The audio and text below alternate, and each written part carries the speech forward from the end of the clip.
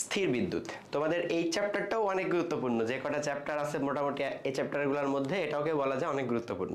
এটা থেকেও প্রশ্ন আসে এবং চলতড়িৎ সেটা থেকেও প্রশ্ন আসে। তো এই ক্লাসে আমরা স্থির তড়িৎ নিয়ে পড়াশোনা করব এবং এর নেক্সট ক্লাসে আমরা দেখব চলতড়িৎ। ঠিক আছে?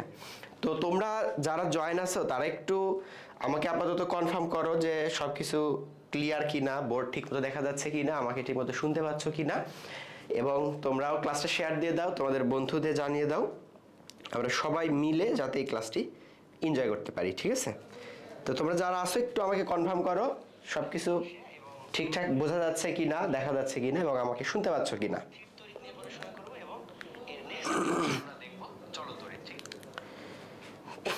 তাহলে আমরা ক্লাসটি শুরু করে দিব।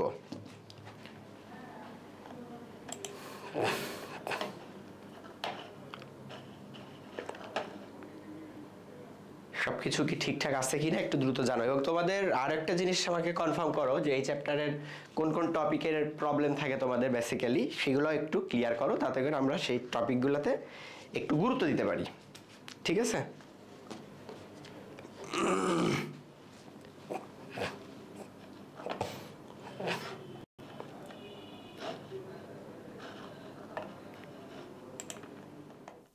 আচ্ছা, এই চ্যাপ্টারে মূলত আমরা যে বিষয়গুলো নিয়ে পড়াশোনা করব সেটা হচ্ছে দুইটা বিন্দু থাকবে, সেই দুইটা বিন্দুর একটা নির্দিষ্ট দূরত্বে, তো তাদের মধ্যবর্তী বল আমাদেরকে নির্ণয় করতে বলে কুলম্ব ফোর্স। তো ওই বল দুইটার আধান দুইটার মধ্যে হয়তো কোনো একটা মিসিং থাকবে, দূরত্ব দেওয়া থাকবে, সেই আধানটা বের করতে হবে।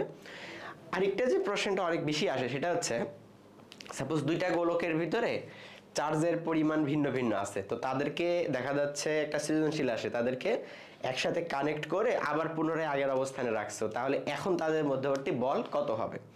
এটা একটা কোয়েশ্চেন গেল। আরেকটা প্রশ্ন আসে সেটা হচ্ছে দুইটা গোলককে একটা পরিবাহী তার দ্বারা যুক্ত করা হয়েছে। দেখবা বোর্ড কোশ্চেন বের করলে এই ধরনের প্রশ্ন অনেক আসে। তো পরিবাহী তার দ্বারা যদি যুক্ত করো তাহলে কি হয়, এই ব্যাপারগুলো আমরা পড়াশোনা করবো এখানে। ঠিক আছে? আরো যে গুরুত্বপূর্ণ বিষয় তোমাদের এখানে আছে সেটা কি, ধারক নিয়ে কিছু পড়াশোনা আছে, ক্যাপাসিটর বা ক্যাপাসিট্যান্স, তো এই সবগুলো আমরা পড়বো। সো আসসালামু আলাইকুম ভাইয়া। ওয়ালাইকুম আসসালাম ভাইয়া, কেমন আছো? সাউন্ড ক্লিয়ার আছে? ঠিক আছে, তাহলে আমরা পড়াশোনা শুরু করে দিই। ঠিক আছে? তো প্রথমে আমরা কি কোন বিষয় দেখবো? প্রথমেই আসবে হচ্ছে তোমার কুলম্ব ফোর্স বা কুলম্ব বল নিয়ে পড়াশোনা। তো এটা একটু আমরা তাহলে প্রথমে দেখি, সবকিছু ঠিকঠাক আছে তাহলে আমরা ক্লাসে শুরু করি। একদম প্রথম যে জিনিসটা আমাদেরকে এখান থেকে দেখতে হবে সেটা হচ্ছে কুলম্বস ল বা কুলম্ব বল। ঠিক আছে? কুলম্বের সূত্রটা কি ছিল দেখো, এখানে সুন্দর মতো লেখা আছে। কি লেখা আছে?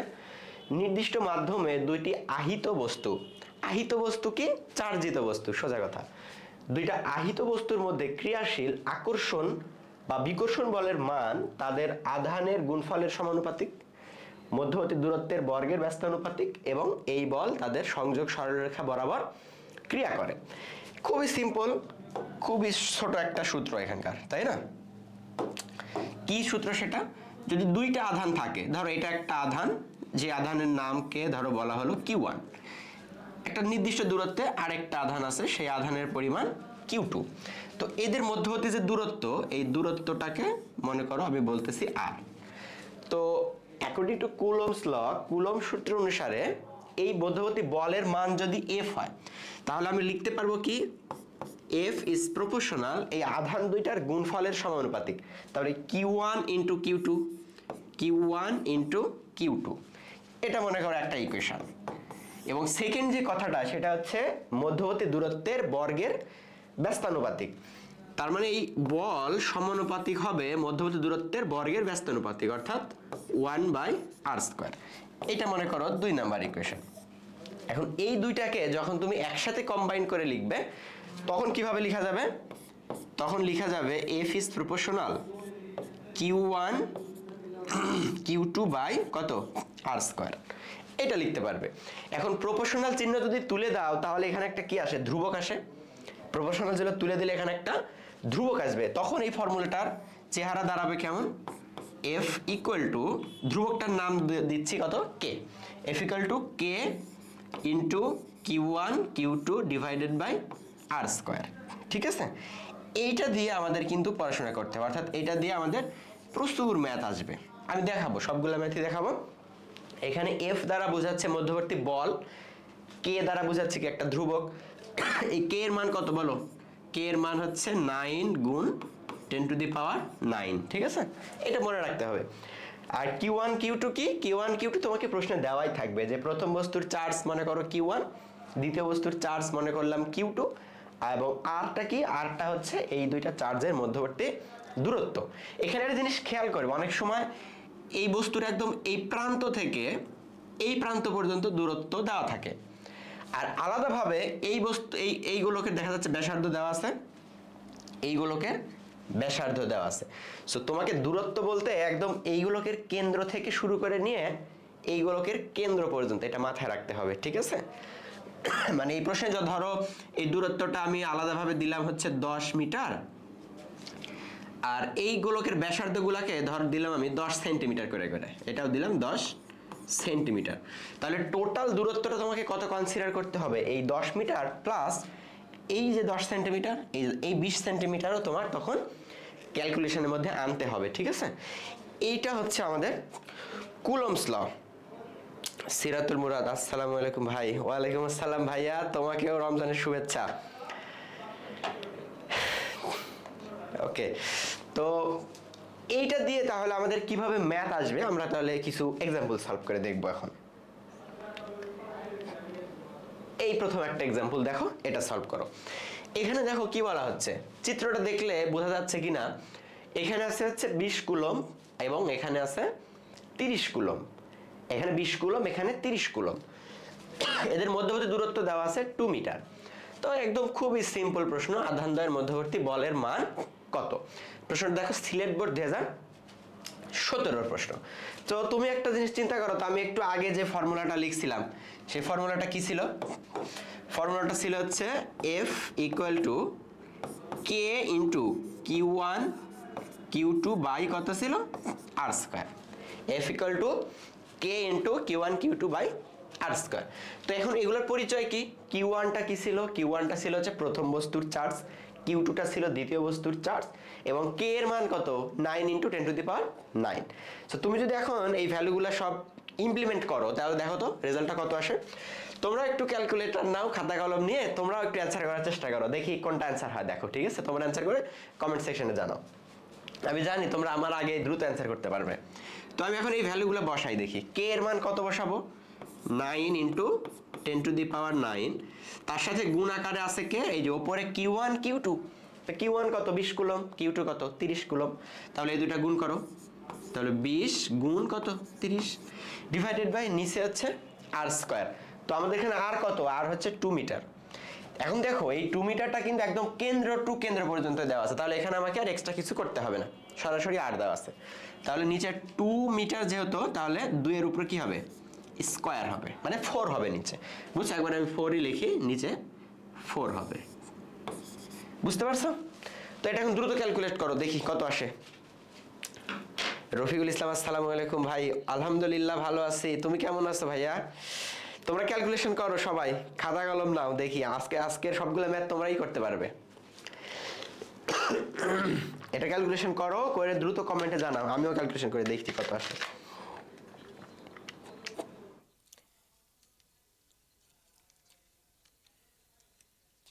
দ্রুত ক্যালকুলেশন করো, দেখি সবাই।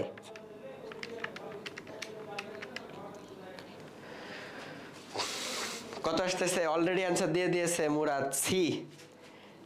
আচ্ছা, বাদ বাকি যারা আছো সবাই একটু দ্রুত অ্যান্সারটা করার চেষ্টা করো, পারবা। আজকে যেগুলো ম্যাথ আছে আমি কনসেপ্টটা ক্লিয়ার করে দেওয়ার পরে সবগুলোই পারবা। এটার রেজাল্ট ক্যালকুলেটর করে দেখো, আসবে হচ্ছে 1.35 গুণ 10⁻12 নিউটন। বুঝা গেছে কথা? তাহলে এটার অ্যান্সার কোনটা হচ্ছে? অ্যান্সার হচ্ছে সি, 1.35 গুণ 10⁻12 নিউটন। বুঝতো?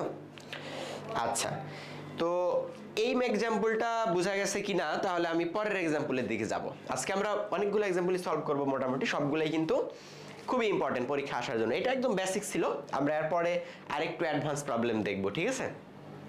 এটা বেসিক কেন বলতেছি? এটা সিম্পলি দুইটা চার্জ আছে, তাদের মধ্যবর্তী কি দেওয়া আছে? একটা দূরত্ব দেওয়া আছে, তোমাকে বলছে যে কি বলের মান নির্ণয় করো, ঠিক আছে। এখান থেকে আরো কি হতে পারে দেখো, দেখা যাচ্ছে এগুলা করতে পারে যে এই 20 কুলম 30 কুলম দেওয়া আছে, ধরো ফোর্সের মান দেওয়া আছে, তোমাকে বলতে পারে যে মধ্যবর্তী দূরত্ব আর কত।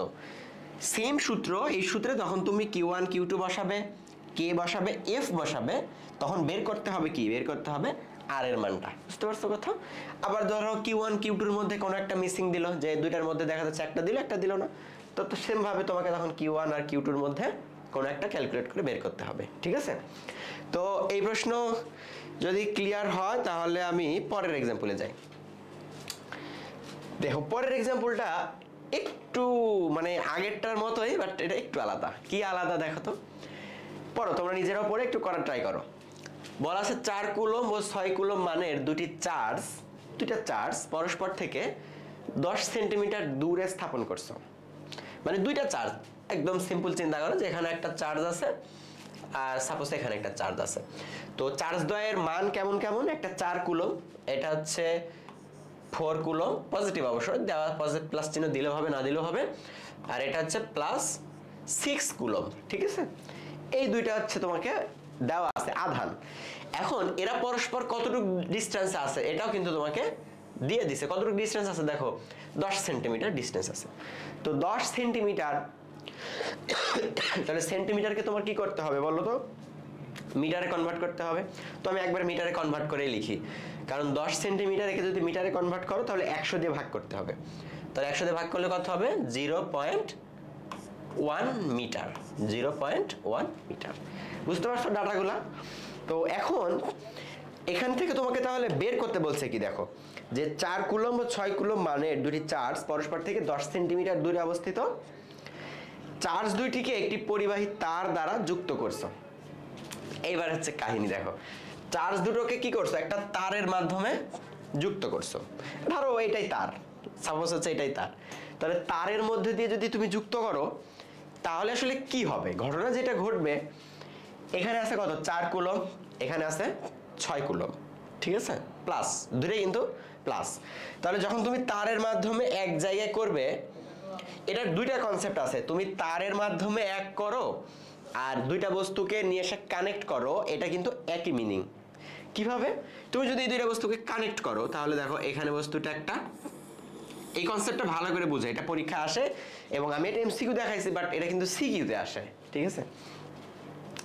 তুমি যদি কানেক্ট করো, দেখো এটা হচ্ছে 4 কুলম ছিল আর এটা হচ্ছে 6 কুলম ছিল, দুইটাই কিন্তু প্লাস। তাহলে ওভারঅল এই পুরা সিস্টেমটা তুমি যদি একটা বস্তু চিন্তা করো, তাহলে পুরা সিস্টেমটা যদি একটা বস্তু চিন্তা করো, তাহলে এই পুরা বস্তুর চার্জ কত হবে, এই 6 আর 4 মানে 10 কুলম, 10 কুলম হবে। এখন এই 10 কুলমটা এই দুইটা বস্তুতে তখন ইকুয়ালি ডিস্ট্রিবিউট হয়ে যাবে। তো ইকুয়ালি যদি ডিস্ট্রিবিউট হয় তাহলে আমার এই প্রথম বস্তুর তখন চার্জ থাকবে কয় কুলম, 5 কুলম, দ্বিতীয় বস্তুরও চার্জ থাকবে 5 কুলম। দেখো কথাটা বুঝো কিনা। তোমাদের পরীক্ষা আসে না যে দুইটা গোলককে বা দুইটা আধানকে একসাথে টাচ করে আবার আগের অবস্থানে রাখছো, তো এই টাচ করার মানেটা হচ্ছে যে ওভারঅল মিলে যে আধান ছিল সেই আধানগুলো তখন দুইটার মধ্যে ডিস্ট্রিবিউট হয়ে যাবে। বুঝতে পারছো? যদি তারা এক সেম সাইজের হয়, আর যদি সাইজ কম বেশি হয় তাহলে সেই সাইজ অনুযায়ী তখন ডিস্ট্রিবিউট হবে, যার সাইজ বেশি তাতে তখন বেশি চার্জ যাবে, যার সাইজ কম তাতে কম চার্জ যাবে, ওই রেশিও অনুযায়ী তুমি ভাগ করে দিবে। ঠিক আছে? তো এই প্যাথে তাহলে কি হবে, দুইটাকে তুমি কি করছো, পরিবাহী তার দ্বারা যুক্ত করছো। তো পরস্পরকে কানেক্ট করার অর্থ আর পরিবাহী তার দ্বারা যুক্ত করার অর্থ কি, সেম, কারণ দুইটার ক্ষেত্রেই আধানের আদান প্রদানের একটা ওয়ে তৈরি হচ্ছে। ঠিক আছে? তাহলে পরিবাহী তার দ্বারাও যদি তুমি যুক্ত করো, সেই ক্ষেত্রে আমাদের কনসেপ্টটা কি রাখতে হবে, কনসেপ্টটা রাখতে হবে যে আমার এই আধানটা তাহলে কত হবে, আধানটা তখন এটার ক্ষেত্রেও হবে 5 কুলম, এটার ক্ষেত্রেও হবে 5 কুলম। ঘটনা বুঝতে পারছো কি? এটাই পার্থক্য, আর কিছুই না। পরিবাহী তার দ্বারা যুক্ত করো বা কানেক্ট করো, সেটার মিনিং শুধু এটাই বোঝাচ্ছে। ঠিক আছে? যে তখন এই দুই গোলকেই তখন কত করে করে চার্জ ডিস্ট্রিবিউট হবে, এখানেও 5 কুলম, এখানেও 5 কুলম। বুঝতে পারছি কি কথা? তো এখন তাহলে তাদের মধ্যবর্তী বল কত হবে বলো, F ইকুয়াল টু সেম সূত্র অ্যাপ্লাই করো, K into Q1 Q2 divided by R square. So Q1 Q2 এর মান এখন কত করে করে, দুইটাই কিন্তু এখন 5 5। বুঝছো? তাহলে K এর মান বসাও, ক্যালকুলেশন করে ফেলো দ্রুত, দেখি কত আসে। 9 × 10⁹ ইন্টু ওপরে কত 5 × 5, কারণ Q1 Q2 দুইটাই এখন কত Q1 Q2 দুইটাই কিন্তু এখন 5 করে করে, তাই না? এটাও 5 কুলম্ব, এটাও 5 কুলম্ব। এবং নিচে কত r স্কয়ার মানে 0.1 এর উপরে স্কয়ার, 0.1 এর উপর কি স্কয়ার। ক্যালকুলেশন করো দেখি দ্রুত কত আসে, এবং কোন জায়গায় যদি বুঝতে অসুবিধা হয় আমাকে একটু জানাও এখনই। মুরাদ অ্যানসার করছে 2D। আচ্ছা তুমি এটা অ্যানসার করছো, ঠিক আছে। আমরা আরো সবার অ্যানসারটা নেই, সবাই দেখি কে কত অ্যানসার করতেছে। যারা আসো একটু দ্রুত ক্যালকুলেশন করো, সবাই করে দেখো কত আসতেছে। এই কনসেপ্টটা আশা করি বুঝছো কিনা এটা একটু জানাও, যারা জয়েন আছো কনসেপ্টটা বুঝছো কিনা। কনসেপ্টটা না বুঝলে আমি আরেকটু ডিটেইল বলবো যদি না বুঝো, আর যদি বুঝতে পারো তাহলে আর সমস্যা নাই।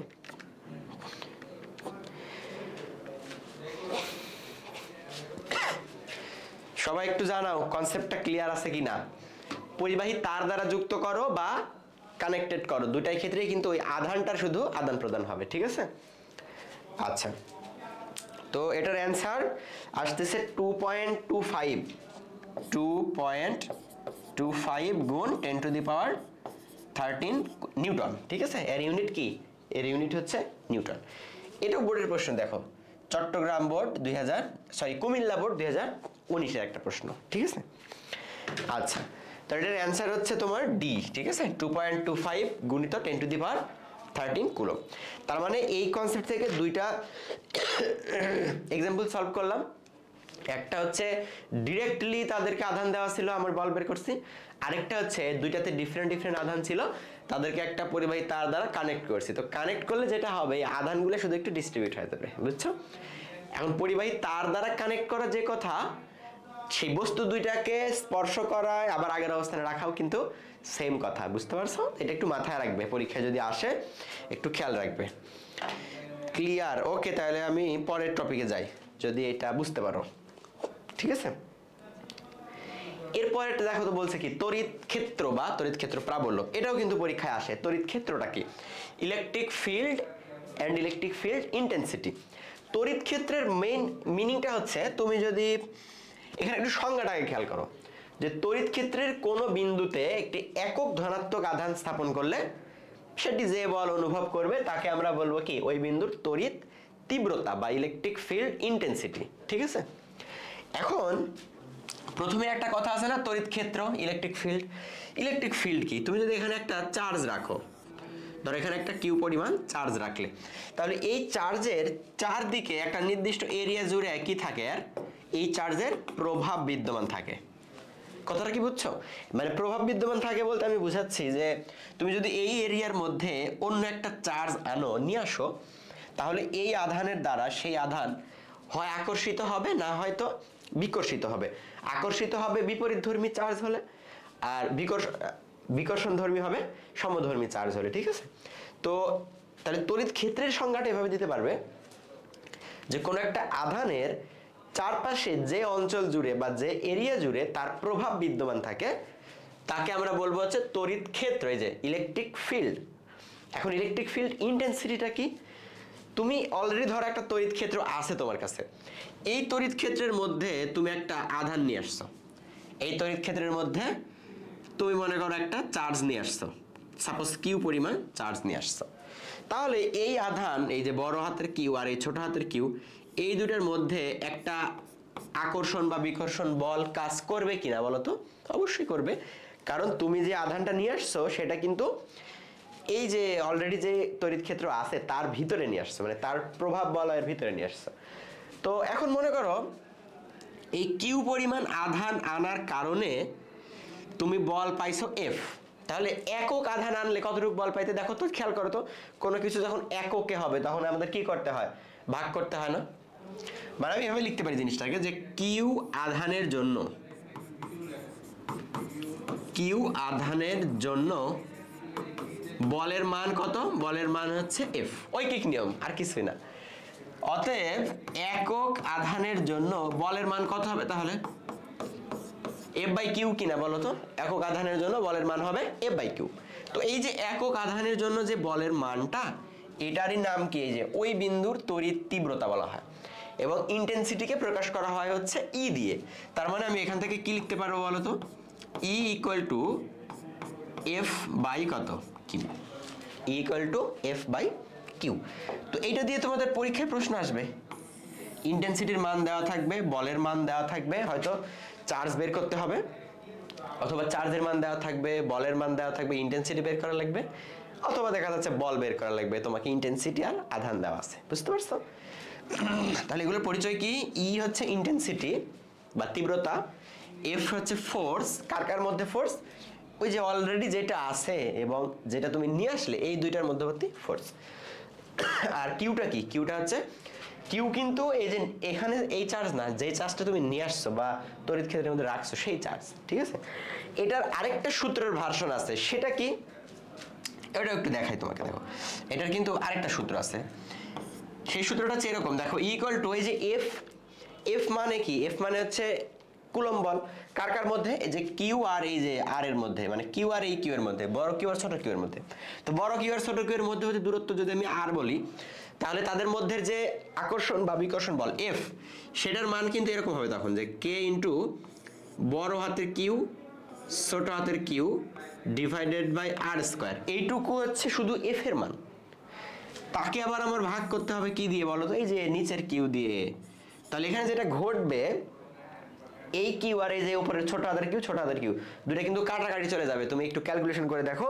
তাহলে ই এর আরেকটা সূত্র আসতেছে এরকম, K into Q by R square, K into Q by R square. আগে কি ছিল? কিউ ওয়ান কিউ টু ছিল, এবার আসতেছে শুধুমাত্র কি কিউ, বুঝতে পারছো? এই কিউটা হচ্ছে বড় হাতের কিউ আমি দিয়েছি, তাই তোমাদের বইতে হয়তো ছোট হাতের কিউ থাকতে পারে বা কিউ ওয়ান থাকতে পারে। তো এই কিউটা হচ্ছে আমার এই যে যেটা আমার আছে বা যেটার জন্য আমি তড়িৎ ক্ষেত্রটা পাচ্ছি সেই কিউ, বুঝতে পারছো? তাহলে ই এর দুইটা সূত্র শিখলাম, একটা কি, এগুলো দিয়ে আসবে প্রশ্ন আসবে এখনই। ই এর দুইটা সূত্র শিখলাম, একটা হচ্ছে এমনি সিম্পলি এফ বাই কিউ, এটা একটা, আর ই এর আরেকটা সূত্র কি, K into Q by R square, Q by R square. এই বড় হাতের কিউ কি? বড় হাতের কিউ হচ্ছে যেই আধানের জন্য আমি তড়িৎ ক্ষেত্রটা বের করতেছি বা তড়িৎ ক্ষেত্র তৈরি হবে সেই কিউ, বুঝা গেছে কথা? আর ওপরের সূত্রের কিউটা কি? ওপরের সূত্রের কিউ হচ্ছে তুমি যেই আধানটা নিয়ে আসছো এখানে, যে আধানটা রাখছো, খুব ক্লিয়ার করে মনে রাখবে এই দুটো সূত্র, এবং এগুলো দিয়ে ম্যাথ করতে হবে, আমরা এখনই সলভ করতে যাব, বুঝা গেছে? এই পর্যন্ত ঠিকঠাক মতো বুঝছো কিনা একটু দ্রুত জানাও, তাহলে আমি এক্সাম্পল সলভ করবো এখন এখান থেকে। এই দুইটা সূত্র তোমার মনে রাখতে হবে ভাইয়া, এই দুইটা সূত্র এখান থেকে মনে রাখতে হবে ইন্টেন্সিটি সংক্রান্ত। ঠিক আছে এই পর্যন্ত, তাহলে আমি একটু আগাই সামনের দিকে। দেখো তো এই এক্সাম্পলে কি বলছে, একটু পড়ো তোমরাও।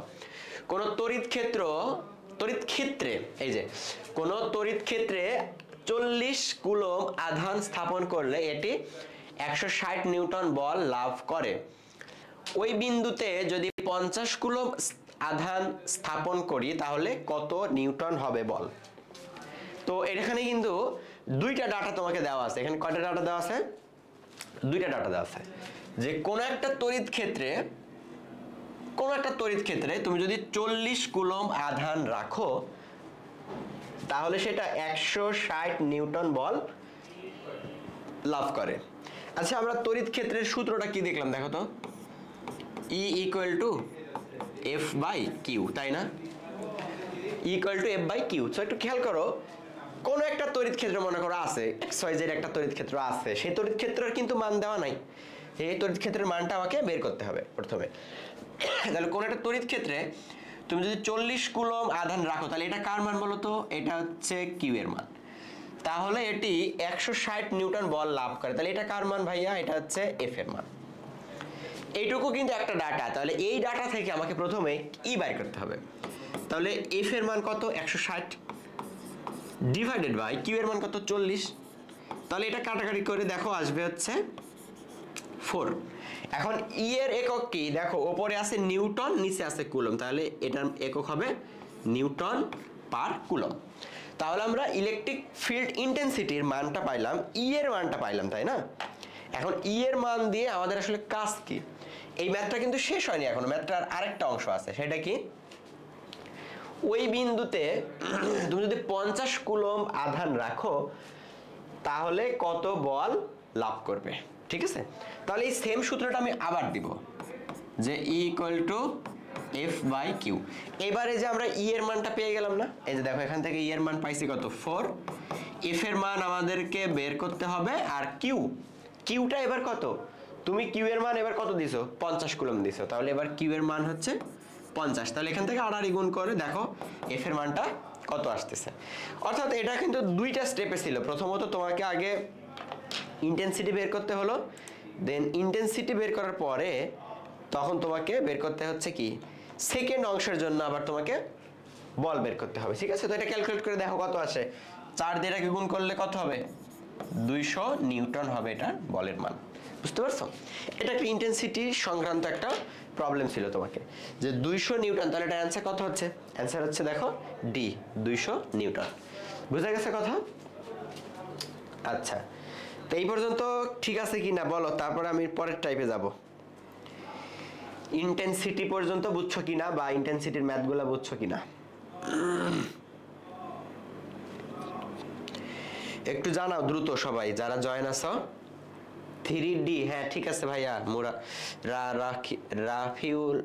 রফিকুল অ্যান্সার দিয়েছে 3D। তাই পর্যন্ত সবাই বুঝছো কিনা একটু জানাও। মুরাদও অ্যান্সার দিয়ে দিয়েছে ডি, ধন্যবাদ। তোমরা ক্যালকুলেটর খাতা কলম রাখো যাতে আমার আগেই তোমরা অ্যান্সার করতে পারো। এই পর্যন্ত ঠিক আছে কিনা একটু জানাও, তাহলে আমি আগাবো পরের টপিকে।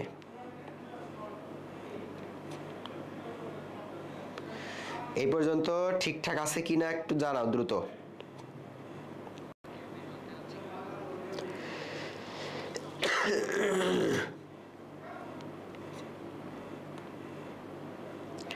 এই পর্যন্ত কি সবকিছু ঠিকঠাক আছে?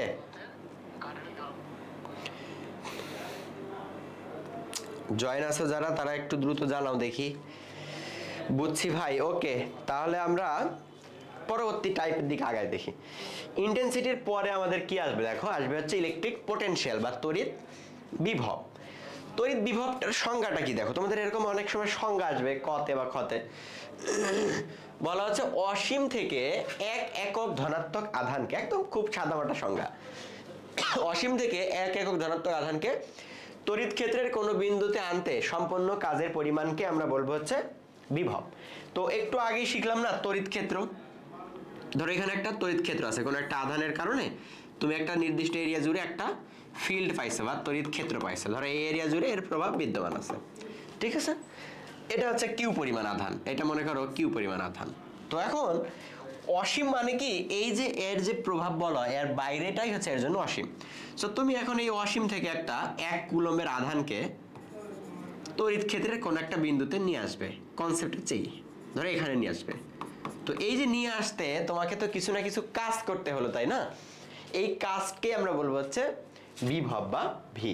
অর্থাৎ অসীম থেকে 1 একক ধনাত্মক আধানকে তড়িৎ ক্ষেত্রের কোনো বিন্দুতে আনতে সম্পন্ন কৃত কাজের পরিমাণকে আমরা বলবো কি, ভি বলবো। তো এখন মনে করো এখানে 1 কুলম নাই, সাপোজ হচ্ছে এখানে কিউ কুলম আছে। এখানে কত কুলম আছে? কিউ কুলম আছে। আমরা যদি মনে করি যে এটা হচ্ছে কিউ কুলম, তো এখন 1 কুলম না আনে যদি আমি কিউ কুলম আনি, তাহলে আমি এটা কেন করলাম দেখো, যে এখন আমি এটাকে বিভবের কনসেপ্টে অ্যাপ্লাই করব, যে কিউ কুলম আধান আনতে যদি আমার কাজের পরিমাণ হয় ডাব্লিউ, তাহলে একক আধান আনতে কাজের পরিমাণ কত হবে। আগে যেমন আমরা ঐকিক নিয়ম করলাম না, তুমি এখন ঐকিক নিয়ম করতে পারবে। মানে ব্যাপারটা এরকম যে কিউ কুলম আনতে কাজের পরিমাণ ডাব্লিউ, অতএব একক আধান আনতে কাজের পরিমাণ কত হবে, তাহলে ডাব্লিউ বাই কিউ হবে। সো এই ডাব্লিউ বাই কিউকেই আমরা বলবো হচ্ছে বিভব, ঠিক আছে। তাহলে বিভব ভি ইকুয়াল টু আমরা পাবো কত, ডাব্লিউ বাই কিউ, ঠিক আছে। এটা দিয়ে আমি আর বিস্তারিত কিছু দিলাম না, বিভব তোমরা পরের চ্যাপ্টারে পড়বে ভালো করে। চলতরিতে তখন বিভব নিয়ে অনেক কথাবার্তা আছে, স্থির তরিতে মোটামুটি সংজ্ঞা বা ছোট একটা হয়তো এক্সাম্পল আসতে পারে তোমাকে, যে একটা ধরো 5 কুলম বা 10 কুলমের আধানকে অসীম থেকে তড়িৎ ক্ষেত্রের মধ্যে আনতে ধরো কাজের পরিমাণ দিয়ে দিল তোমাকে 100 জুল, তাহলে বলবে যে বিভব কত, মানে এই সূত্র সংক্রান্ত, যে ভি ডাব্লিউ এবং কিউ। তাহলে ভি ইকুয়াল টু কি, ডাব্লিউ বাই কিউ, যেখানে ভি এর পরিচয় কি, ভি হচ্ছে বিভব, ডাব্লিউটা হচ্ছে সম্পূর্ণ কাজের পরিমাণ, এবং কিউটা হচ্ছে আধান, মানে তুমি কতটুকু চার্জকে অসীম থেকে তড়িৎ ক্ষেত্রের মধ্যে নিয়ে আসতেছো, সেটাই হচ্ছে তোমার কিউ, ঠিক আছে। তাহলে এই 3টা প্যারামিটার সাথে যদি তোমাদেরকে কোনো কিছু ডাটা চাওয়া হয় বা মান চাওয়া হয়, তো আশা করি এটা পারা যাবে, ঠিক আছে। আচ্ছা, তো এখন এটা থেকে দেখো এর পরবর্তীতে তোমাদের মোটামুটি বিভব থেকে এইগুলাই আসে। এর পরের কনসেপ্ট আছে হচ্ছে ধারক। তাহলে ধারক নিয়ে আমাদের কাজটা কি? ধারক নিয়ে তোমাদের বইতে খুব একটা বেশি পড়াশোনা নাই, ধারক নিয়ে খুব সামান্য পড়াশোনা আছে, ঠিক আছে? তাহলে ধারক নিয়ে দেখো প্রথমত ধারকের যে কনসেপ্টগুলো আছে এগুলো দেখতে হবে। ধারকটা হচ্ছে বেসিক্যালি চার্জকে ধারণ করে রাখবে, ধরো চার্জকে কন্টেইন করে রাখবে, এটা হচ্ছে ধারক। ক্যাপাসিটর যেটা তোমরা ফ্যানেও ইউজ করো বা অন্যান্য ইলেকট্রনিক্স ডিভাইসেও কিন্তু এই ক্যাপাসিটরটা ইউজ হয়, ঠিক আছে? তো ক্যাপাসিটরের মেইন ইকুয়েশনটা হচ্ছে C equal to Q by V. এটা নিয়েও তোমাদের বিস্তারিত কোনো পড়াশোনা নাই, তোমরা ইন্টারমিডিয়েটে অবশ্য বিস্তারিত পড়াশোনা আছে, তোমাদের বইতে দেখা যাচ্ছে দুই একটা খালি সূত্র দিয়ে রাখছে মাঝখান থেকে, তারপরেও প্রশ্ন আসতে পারে। আমি এই কারণে এই বিষয়গুলো নিয়ে একটু কথাবার্তা বলি। তাহলে তোমাদের মূলত এই ইকুয়েশনটা মনে রাখলেই চলবে যে C equal to Q by V, যেখানে এই সি দ্বারা বোঝাচ্ছে হচ্ছে কি ধারণ ক্ষমতা বা ধারক। সি এর একক হচ্ছে ফারাড, একে প্রকাশ করা হয় ক্যাপিটাল এফ চিহ্ন দ্বারা। এরপরে কিউ মানে হচ্ছে সঞ্চিত চার্জ বা সঞ্চিত যে আধান সঞ্চয় হবে সেটা। এই চার্জের একক কি? চার্জের একক হচ্ছে কুলম্ব। আর ভি দ্বারা বোঝা যাচ্ছে ভোল্টেজ, ঠিক আছে? তাহলে এখন আমাকে বলো তো যে এই সূত্র থেকে আমি তো সি সেপারেট করছি, তাহলে C equal to Q by V. তোমরা যে কোনো ভাবে মনে রাখতে পারো। যদি মনে করো যে আমি এভাবে মনে রাখবো, দেখো আর গুণ করলে কত হবে? কিউ ইকুয়াল টু সিভি, ঠিক আছে? কিউ ইকুয়াল টু সিভি, এটা মনে রাখাটাও আমার মনে হয় আরেকটু easy. Q equal to CV, যেখানে কিউ দ্বারা বোঝাচ্ছে আধান, সি দ্বারা বোঝাচ্ছে কি কতটুকু আধান তুমি সঞ্চিত রাখলে, মানে ক্যাপাসিটেন্স, যেটা সি হচ্ছে ক্যাপাসিটেন্স বা ধারকত্ব এবং ভি হচ্ছে ভোল্টেজ। তাহলে বলো তো ধারকের একক কি হবে? ফারাড।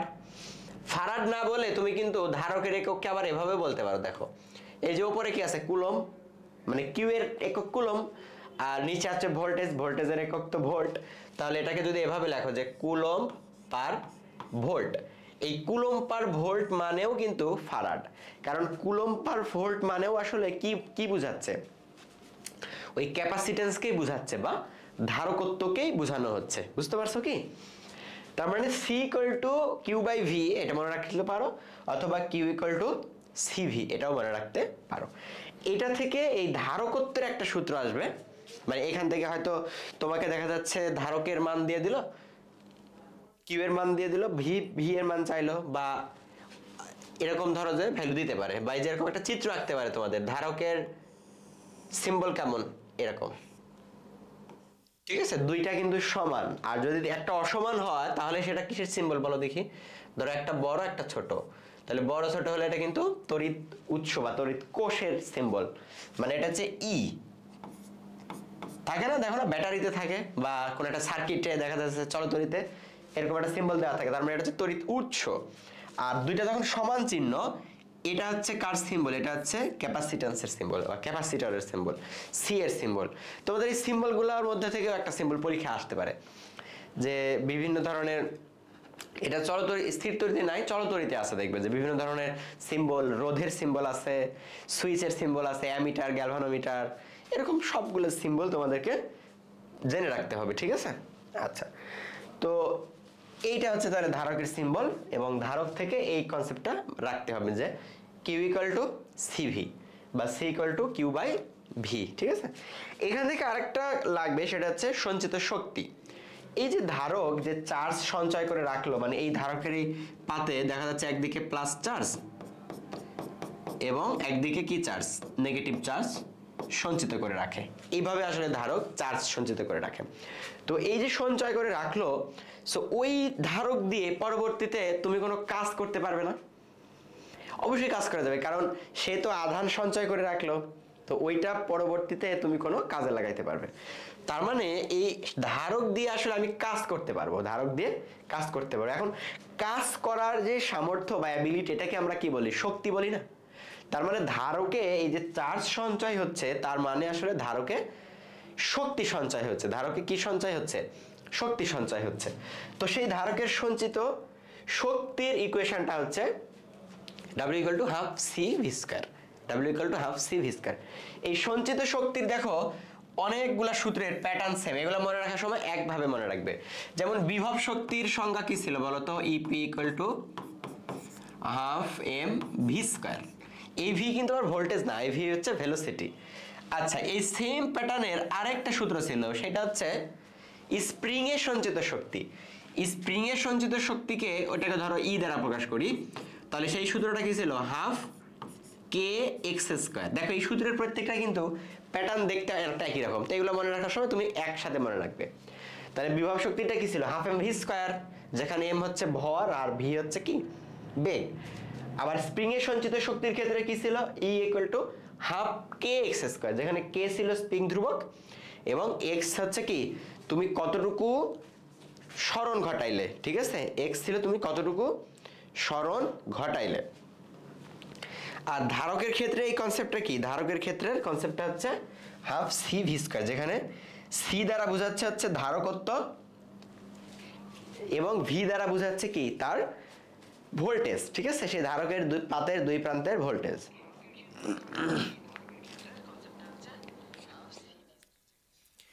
বুঝতে পারছো? এখন এটা দিয়ে আমরা কিছু ম্যাথ সলভ করি, তাহলে আরো ক্লিয়ার হবে কনসেপ্ট,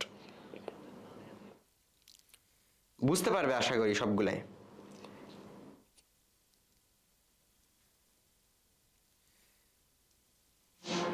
তাহলে ধারকের ক্ষেত্রে আমাদের যে সঞ্চিত শক্তি বা পটেনশিয়ালের সূত্রটা কি? Half C V square.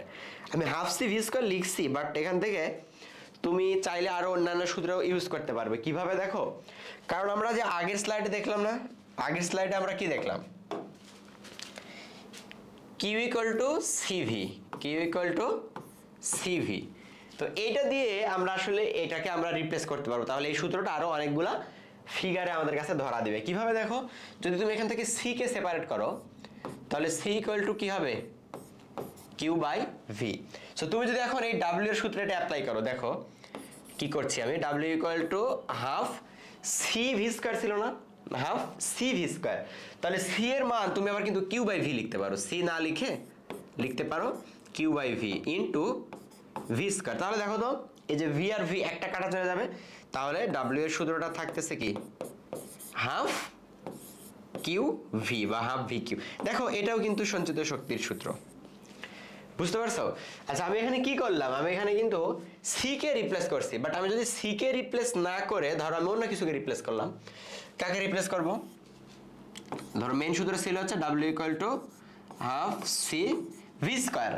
So আমি যেটা করতে পারি যে এইখান থেকে আমরা সি কে সেপারেট করলাম, তো এখান থেকে যদি তুমি ভি কে সেপারেট করতে, তাহলে দেখো আর গুণ করলে আসতো এরকম V equal to Q by C, এই যে এটা। সো আমি যদি এখন ভি কে রিপ্লেস করি, তাহলে কেমন হবে? দেখো এই সূত্রটা, যে half C into V square. V square মানে হচ্ছে এই যে কিউ বাই সি এর উপর কি? কিউ বাই সি এর উপর স্কয়ার। তাহলে কত হবে? কিউ স্কয়ার বাই সি এর উপরে স্কয়ার আছে, তার মানে সি স্কয়ার। এখন কিন্তু এখানকার একটা সি এর একটা সি কাটা চলে যাবে, তাহলে ডাব্লিউ এর আরো একটা সূত্র আমরা পাবো, সেটা হচ্ছে হাফ কিউ স্কয়ার বাই কত? সি হবে তখন, কিউ স্কয়ার বাই সি বা কিউ স্কয়ার বাই 2c। ওকে, দেখো এগুলো সবগুলোই কিন্তু সঞ্চিত শক্তির সূত্র, বাট তোমার যেই ডাটাগুলো তোমাকে দেওয়া থাকবে বা পরীক্ষায় যেই ডাটাগুলো দেওয়া থাকবে সেগুলো দিয়েই তুমি শুধু কাজটা করতে পারবে। যদি তোমাকে দেখা যাচ্ছে সি এবং ভি দেওয়া আছে, তাহলে তুমি এটা ইউজ করবে। যদি তোমাকে কিউ আর ভি দেওয়া থাকে, মানে আধান আর ভোল্টেজ দেওয়া থাকে, তাহলে তুমি এটা ইউজ করবে। যদি দেখা যাচ্ছে আধান এবং ধারকত্ব দেওয়া আছে বা ক্যাপাসিটেন্স দেওয়া আছে, তাহলে তুমি এইটা ইউজ করতে পারবে। ঠিক আছে? তো এই পর্যন্ত ঠিক আছে কিনা বলো, তাহলে আমি আগাবো পরবর্তীতে। দেখি আমাদের পরবর্তীতে কি কনসেপ্ট আছে।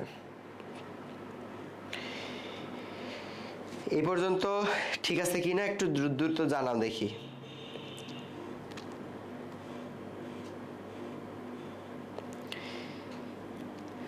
কি অবস্থা বলো দেখি সবার। আচ্ছা, ওকে, বুঝতে পারছি, ঠিক আছে। তো এখন আমরা এটা দিয়ে এক্সাম্পলগুলো সলভ করব। দেখো প্রথম এক্সাম্পলটা দেখবো আমরা এখান থেকে। প্রথম এক্সাম্পলটা কি? একটা 40 মাইক্রোফারাড, এই যে এই চিহ্নটার মানে কি? মাইক্রোফারাড। একটা 40 মাইক্রোফারাড ক্যাপাসিটরে 3.2 into 10 to the power minus 4 coulomb 3.4 into 10 to the power minus 4 coulomb charge দেওয়া হলো। একটা ক্যাপাসিটরে তুমি এতটুকু চার্জ দিছো, তাহলে বলো তো এখানে কিসের মান দেওয়া আছে? এই যে এটা কিসের মান? এটা হচ্ছে ক্যাপাসিটেন্স, মানে এটা সি এর মান দেওয়া আছে, আর এই যে এই ভ্যালুটা কি দেওয়া আছে? এই ভ্যালুটা দেওয়া আছে হচ্ছে কিউ এর মান দেওয়া আছে, এটা কিউ এর মান দেওয়া আছে। তো এখন এখানে এটা বহুপদী সমাপতি সূচক প্রশ্ন একটা। 1 নাম্বার বলছে সেখানে ইলেকট্রিক ফিল্ড তৈরি হবে। আচ্ছা, ইলেকট্রিক ফিল্ড তৈরি হবে কি হবে না বলো তো? তুমি এক জায়গায় একটা আধান রাখছো বা একটা চার্জ রাখছো, তাহলে তার চারদিক দিয়ে তো ইলেকট্রিক ফিল্ড তৈরি হওয়ারই কথা, তাই না? তার মানে 1 নাম্বারটা ঠিক আছে, ইলেকট্রিক ফিল্ড তৈরি হবে। এবার আমরা 2 নাম্বারটা যাচাই বাছাই করে দেখবো যে এটা ঠিক আছে কিনা। এর বিভব হবে 8 ভোল্ট, তাহলে বিভবটা হচ্ছে কি ভি। তো আমরা এখন বের করে দেখবো যে ভি এর মানটা আমাদের 8 ভোল্ট হয় কিনা, বুঝা গেছে? তাহলে ভি এর মানটা কিভাবে বের করব? ওই যে ভি এর সূত্র ছিল আগের স্লাইড, দেখো ক্যাপাসিটেন্সের সূত্র ছিল না, বা এই যে এই সূত্রটা দিয়েও ইউজ করতে পারো, C equal to Q by V বা কিউ ইকুয়াল টু সিভি, যে কোনো একটা মনে রাখলে চলবে। আমি এটাই মনে রাখি সাধারণত, Q equal to CV, Q equal to CV, ঠিক আছে? So Q equal to CV, এটা যদি তুমি মনে রাখতে পারো তাহলে কিন্তু হয়ে যাবে কিউ ইকুয়াল টু কত? Q equal to C multiplied by V. তো তোমাকে বের করতে বলছে কি দেখো তো, তোমাকে বের করতে বলছে হচ্ছে ইলেকট্রিক ভোল্ট 8 ভোল্ট হবে কি না। তাহলে এখন আমরা ভি কে আলাদা করি, তাহলে ভি কে যদি সেপারেট করো তাহলে কত হবে? Q by C. ভি কে আলাদা করলে হবে কিউ বাই সি। তো এখন তুমি এগুলার মান বসাও। এগুলোর মান কিভাবে বসাবা? কিউ এর মান বসাবে হচ্ছে উপরে, কিউ এর মান বসাবে কোথায়? উপরে। তো কিউ এর মান কত দেখো তো, তোমাকেই যে দেওয়া আছে উপরে দেখো 3.2 into 10 to the power minus 4, এটা হচ্ছে তোমার কিউ এর মান। আর ভি এর মান কত দেওয়া আছে? ভি কিন্তু তোমার বের করতে হবে, তাহলে কিউ এর জায়গায় বসাবো হচ্ছে আমরা এই যে 3.2 multiplied by 10 to the power minus 4 divided by নিচে হচ্ছে কার মান বসাবো? নিচে বসাবে ক্যাপাসিটেন্সের মান বা সি এর মান। তো সি এর মান কত? 40 মাইক্রোফ্যারাড। তাই মাইক্রো মানে কত? তোমাদের প্রথম চ্যাপ্টারে আছে দেখবা, মাইক্রো, ন্যানো, পিকো, ফেমটো, এগুলার সূচক দেওয়া আছে। তাহলে 40 গুণ মাইক্রো মানে হচ্ছে 10 to the power minus 6, 10 to the power minus 6। So এখন এটা ভাগ করে দেখো এটা কত ভোল্ট হচ্ছে, এটার অ্যান্সার। তাহলে আমরা বুঝবো যে 2 নাম্বারটা কারেক্ট হবে কি হবে না, 2 নাম্বারটা কারেক্ট হবে কি হবে না, ঠিক আছে? তাহলে এটা একটু ক্যালকুলেশন করো দেখি কত আসে। 3.2 গুণ 10 to the power minus 4, তাকে ভাগ দিব কত দিয়ে? 40 গুণ 10 to the power minus 6, এটা ইউনিট আসতেছে 8 ভোল্ট। ক্যালকুলেট করে দেখো, তোমরাও ক্যালকুলেশন করো, দেখো কত আসে। তাহলে 2 নাম্বার অপশনটা কি আছে বলো তো? 2 নাম্বার অপশনটা কিন্তু কারেক্ট আছে, এখানে 2 নাম্বার অপশনটা কারেক্ট আছে, তার মানে 1ও কারেক্ট 2ও কারেক্ট। এবার আমরা দেখবো হচ্ছে 3 নাম্বারটা কারেক্ট কিনা। সো 3 নাম্বারটা কি দেখো তো, সঞ্চিত শক্তি 0.5 মিলিজুল, এম লেখা আছে, তার মানে মিলিজুল। তো আমাদেরকে এবার সঞ্চিত শক্তিও বের করে দেখতে হবে, সঞ্চিত শক্তিও বের করে দেখতে হবে। তো সঞ্চিত শক্তির সূত্র কি ছিল? সঞ্চিত শক্তির সূত্র ছিল হাফ সি ভি স্কয়ার। খেয়াল করো সঞ্চিত শক্তির সূত্র কত ছিল, এখানে হয়ে যাবে W ইকুয়াল টু ছিল হাফ সি ভি স্কয়ার, এটা ছিল হচ্ছে সঞ্চিত শক্তির সূত্র। তো এখন আমরা এগুলো ভ্যালু বসাই, তো হাফ গুণ সি এর মান কত? সি হচ্ছে এই যে দেখো এটা 3.2 গুণিতক 10 to the power minus 4 গুণ ভি স্কয়ার। তো ভি কত আমার মাত্র বের করলাম না, 8 ভোল্ট। তাহলে এখানে হবে যে 8 এর উপরে স্কয়ার মানে কত হবে? 64। সো এটা একটু তোমরা গুণ করে দেখো যে সঞ্চিত শক্তির মান কত আসতেছে। হাফ গুণ 3.2 গুণ 10 to the power minus 4 গুণ 10 to the power গুণ 64। দেখো সঞ্চিত শক্তি কত আসে, তাহলে আমরা সঞ্চিত শক্তি বের করতে পারবো। সঞ্চিত শক্তি কত আসবে ক্যালকুলেশন করো দেখি। এটা আসে কিনা দেখো। সঞ্চিত শক্তি আসতেছে কত দেখো 0.01, 0 1 8 আসে, হ্যাঁ ভাই ভোল্টেজ 8 আসছে। হ্যাঁ ভোল্টেজ 8 আসার মানে কি, ভোল্টেজ 8 আসার মানে যে দুইও কারেক্ট। হ্যাঁ তো এখন আমরা 3 বের করে দেখতেছি যে সঞ্চিত শক্তি এই যে 0.5 কিনা। সো তোমরা সঞ্চিত শক্তি ক্যালকুলেশন করে দেখো কত আসে। সঞ্চিত শক্তির সূত্র ছিল কি হাফ সি ভি স্কয়ার, তাহলে হাফ ইনটু সি এর মান কত, সি এর মান দেখো এই যে দেওয়া ছিল। আচ্ছা আমি মনে হয় সি এর মানটা একটু উল্টা তুলছি, সি এর মান এটা না, একটু কারেকশন করো। যে ডাব্লিউ এর যে সূত্রটা ছিল না হাফ সি ভি স্কয়ার, তাই না, হাফ ইনটু সি এর মান আসলে এটা না, এটা কিউ এর মান, এটা হচ্ছে সি এর মান মানে 40 মাইক্রোফ্যারাড।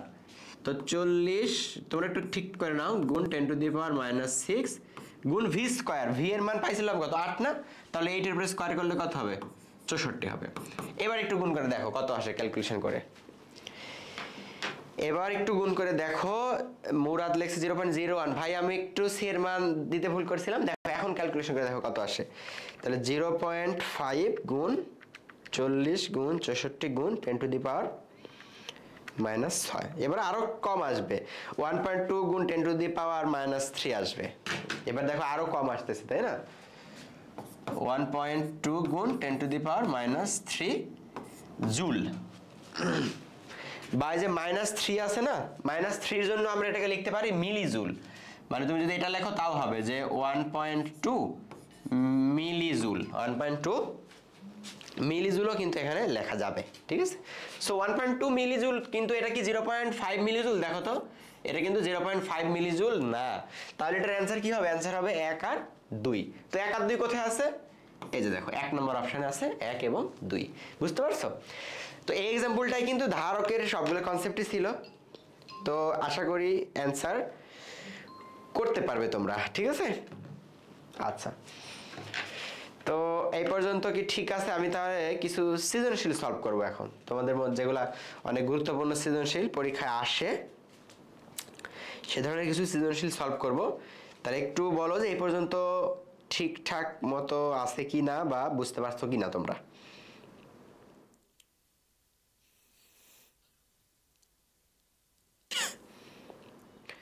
একটু জানাও এই পর্যন্ত ক্লিয়ার কি না, বুঝতে পারছো কি না।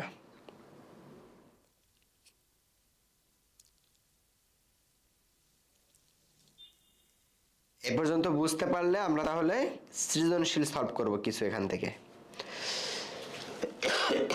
Okay clear. তো আমরা দেখি পরের স্লাইডে কি আছে। এবার আমরা কিছু সিকিউ সলভ করব, বোর্ড পরীক্ষা আসার মতো কিছু সিকিউ সলভ করব। দেখো প্রথম সিকিউটা হচ্ছে রাজশাহী বোর্ড 2024 এর একটা প্রশ্ন, সব ঠিকঠাক ভাই, ওকে। তো রাজশাহী বোর্ড 2024 এর প্রশ্নটা তোমরা আগে একটু নিজেরা পড়ো, তারপরে আমি শুরু করছি। কি আছে দেখো, প্রশ্ন মূলত চিত্র দেওয়া আছে, এইখানে হচ্ছে একটা দেওয়া আছে পজিটিভ 100 কুলম, এবং তারপরে একটা Q2 যেটা সেটা আছে হচ্ছে তোমার কত নেগেটিভ 90 কুলম, নেগেটিভ 90 কুলম, তাই না। তো মধ্যবর্তী দূরত্ব দেওয়া আছে 4.5 গুণ 10⁻⁻12, 4.5 গুণ 10⁻⁻12, ঠিক আছে। তো এখন তাহলে তোমাকে কি করতে হবে, এখানে 4.5 গুণিত 10⁻⁻12, এটা হচ্ছে বলের মান দেওয়া আছে। হ্যাঁ এই যে 4.5 × 10⁻12 এটা দেওয়া আছে কার মান, এটা এখানে ভালো বোঝা যাচ্ছে না, এটা দেওয়া আছে হচ্ছে এফ এর মান, ঠিক আছে। তোমরা টেস্ট পেপার বের করলে বুঝতে পারবে, এখানে সুন্দর মতো ক্লিয়ারলি লেখা আছে। তো প্রথম যে কোশ্চেনটা তোমাকে করছে সেটা হচ্ছে Q1 এবং Q2 এর এই মধ্যবর্তী দূরত্ব কত।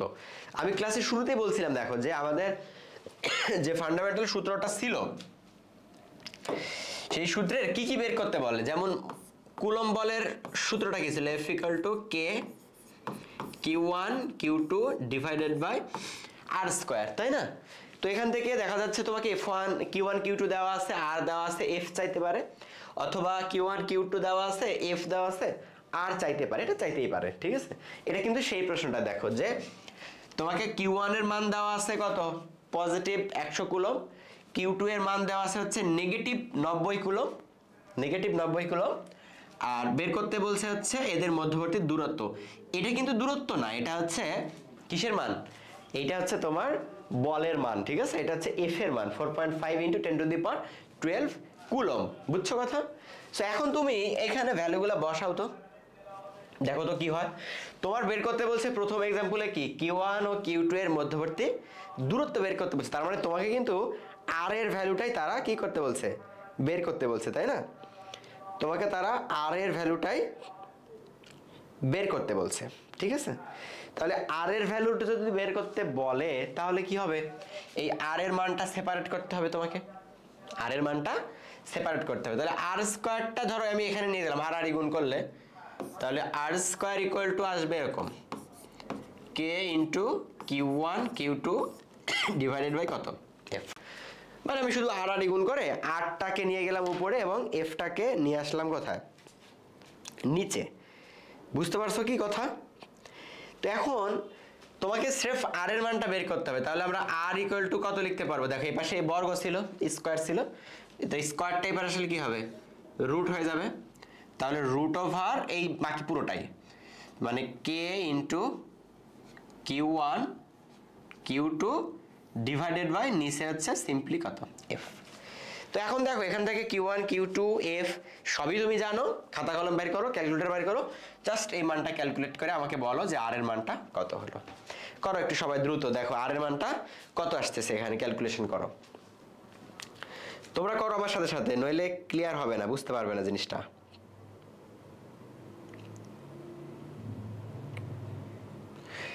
একটু দ্রুত করো তোমরাও, দেখি ক্যালকুলেশন করো। এখন সবকিছু কিন্তু ঠিক আছে, শুধু ভ্যালু বসাইলেই তোমার রেজাল্টটা এখন পেয়ে যাবে আশা করি।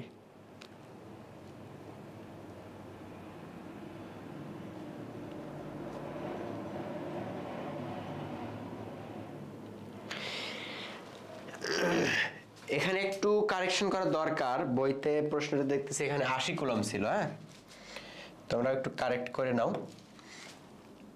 এখানে দেখতেছি এটার মান ছিল হচ্ছে নেগেটিভ 80 কুলম, আমি একটু ঠিক করে দিই, বুঝছো? এটা হচ্ছে নেগেটিভ 80 কুলম।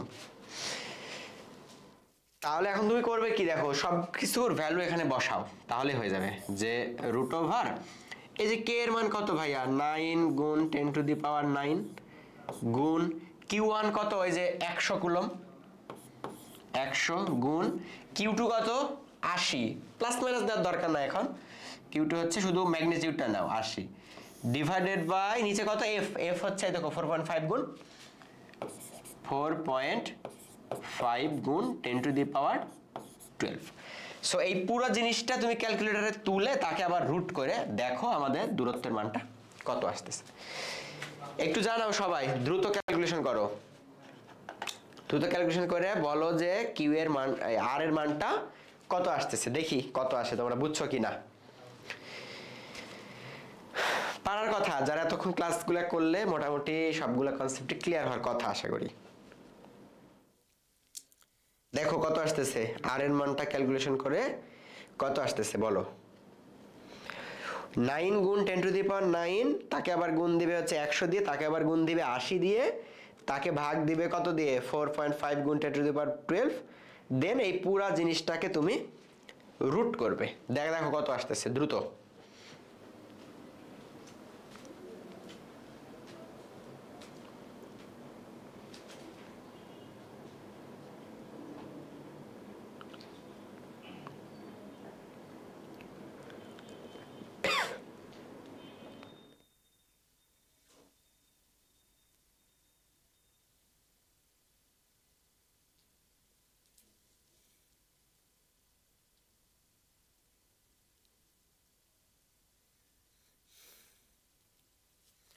কত আসতেছে দেখো, 2.8, 2.8 আসবে কেন, 4 আসার কথা না, 2.8 লিখলে কেন তুমি? আচ্ছা আমি একটু ক্যালকুলেশন করি, থামো একটু দাঁড়াও।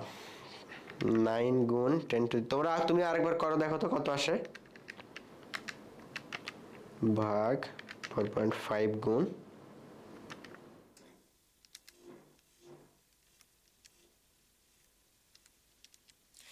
4 আসবে। তুমি 2.8 কেন লিখছো?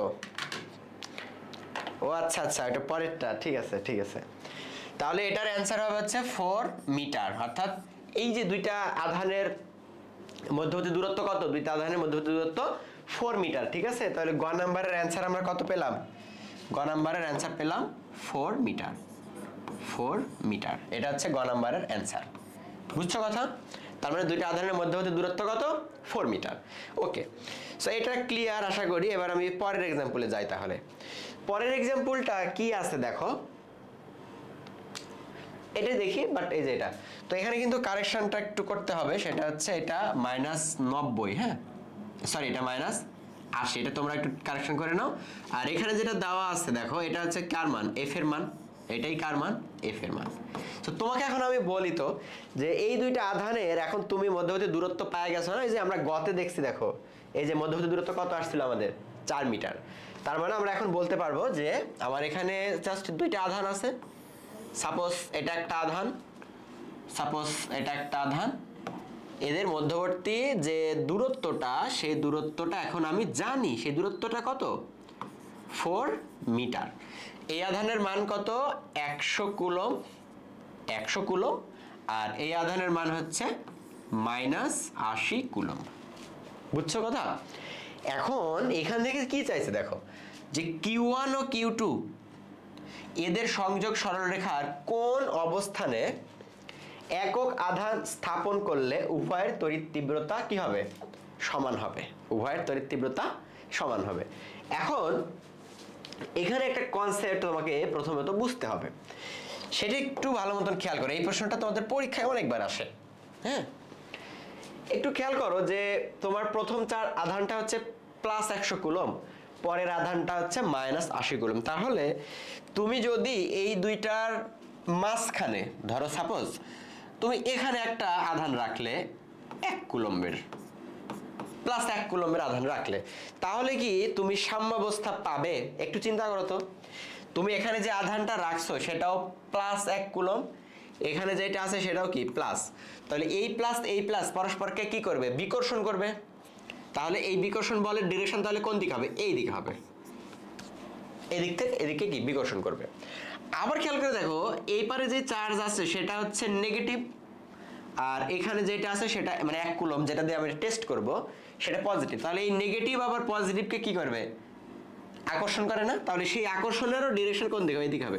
তাহলে দুইটা বলেরই ডিরেকশন দেখো, আমি যদি এটাকে F1 বলি, এটাকে যদি আমি F2 বলি, তাহলে দুইটা বলেরই ডিরেকশন হচ্ছে আমার একই দিকে।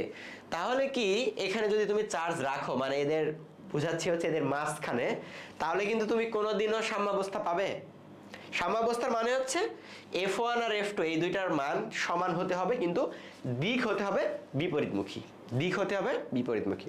তাহলে তুমি এই মাঝখানে পাবে না, এটা কল্পনা করো বৃথা।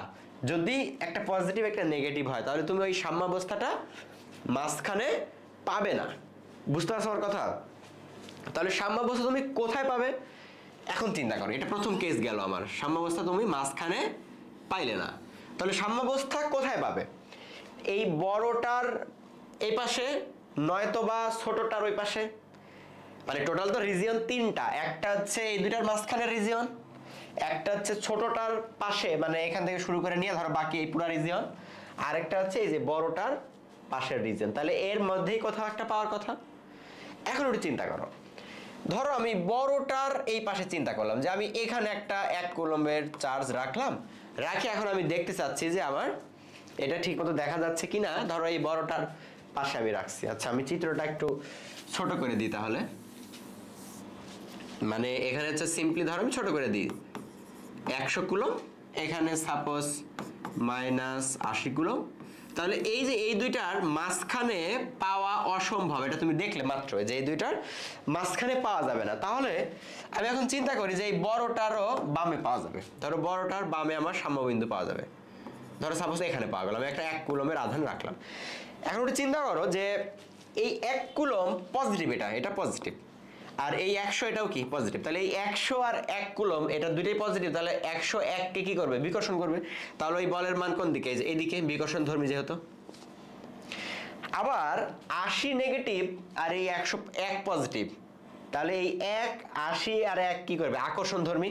তাহলে আকর্ষণধর্মী মানে কি এই 80 দিকে হবে দেখো এখন কিন্তু দুইটা কি বিপরীত মুখী হয়েছে বাট তারা কি সমান হবে দেখো তো খেয়াল করো এই 1 কুলম্ব 100 এর কাছে আছে না 80 এর কাছে আছে বলো তো খুবই সিম্পল যে এটা 100 এর কাছে আছে তার মানে এই 1 এর দূরত্ব 100 এরই কম 100 থেকে 1 এর দূরত্ব কম তো এখন আবার এই 100টা বলের মানও বেশি না 100টার আধানের মানও বেশি তার মানে এই 100 একে তো এর আধানের মান বেশি তাতে আবার 100 এর চেয়ে কাছে আছে তার মানে অবশ্যই এই F1 আর F2 মধ্যে রিলেশন কি হবে F1 is greater than F2 হবে F1 is greater than F2 হবে কারণ কি কারণ হচ্ছে 1 কুলম্ব 100 এর চেয়ে কাছেও আছে আবার 100 এর মানও বেশি তার মানে অবশ্যই এই বলটাই কি বড় হবে তার মানে তুমি এই বড়টার বামে কোনোদিনও সাম্যাবস্থা পাবে না তাহলে সাম্যাবস্থা তুমি পাবে কোথায় সাম্যাবস্থা পাবে হচ্ছে ছোটটার পরে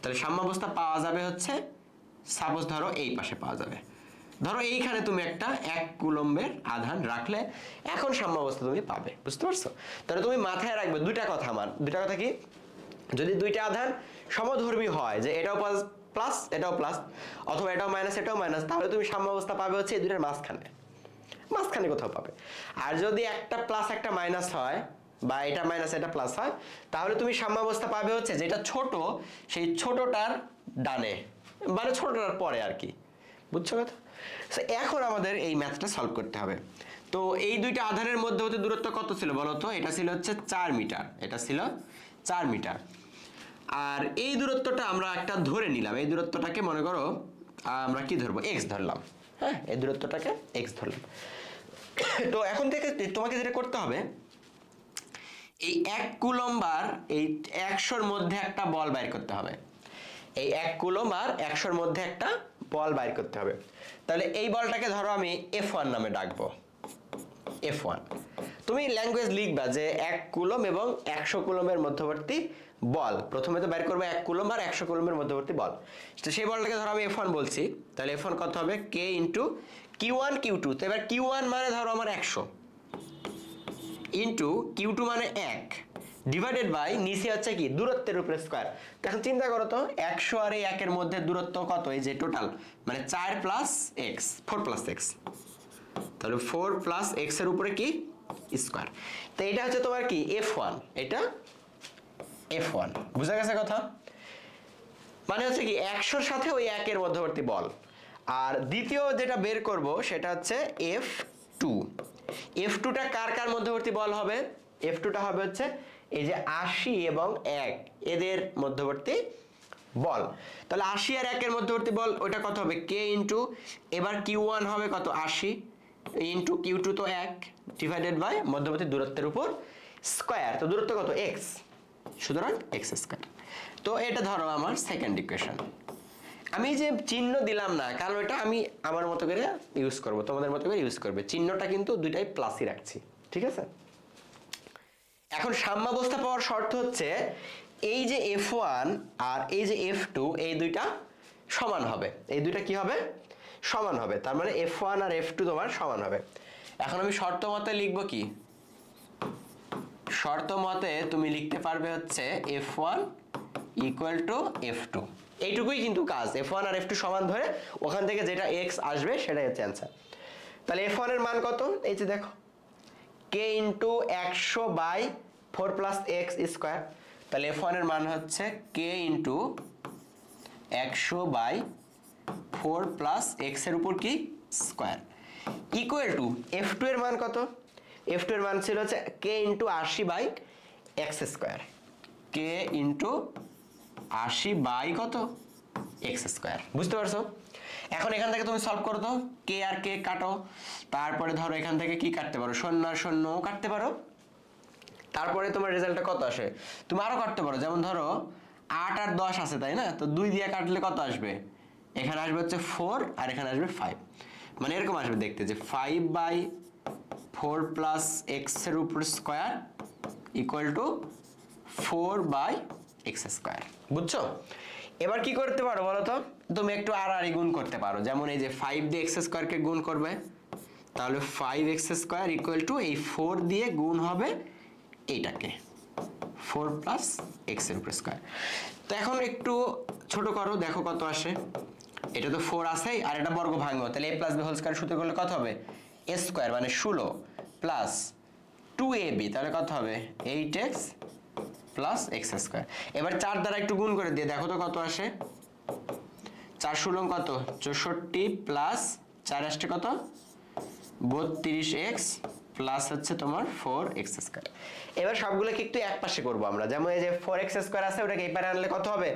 5x স্কয়ার ছিল, তাহলে বিয়োগ করলে শুধু x স্কয়ার থাকবে, তাহলে x স্কয়ার আর মাইনাস এই যে 32x টা এই পারে নিয়ে আসলাম, মাইনাস তোমার 64 ইকুয়াল টু 0। দেখো আমরা এইটা পাবো হচ্ছে এখানকার একটা দ্বিঘাত সমীকরণ পাবে। দেন এই দ্বিঘাত সমীকরণকে তোমার এখন সলভ করতে হবে যে x স্কয়ার মাইনাস কত, দেখো তো x square minus 32x minus 64 equal to 0। সেইটা এখন সলভ করলেই তোমাদের রেজাল্টটা চলে আসবে। কিন্তু দেখো তো সলভ করে কত আসে এটা রেজাল্ট। x এর মানটা বের করতে হবে তোমাকে এখন এখান থেকে সলভ করে, x এর মানটা বের করতে হবে। দেখো কত আসে।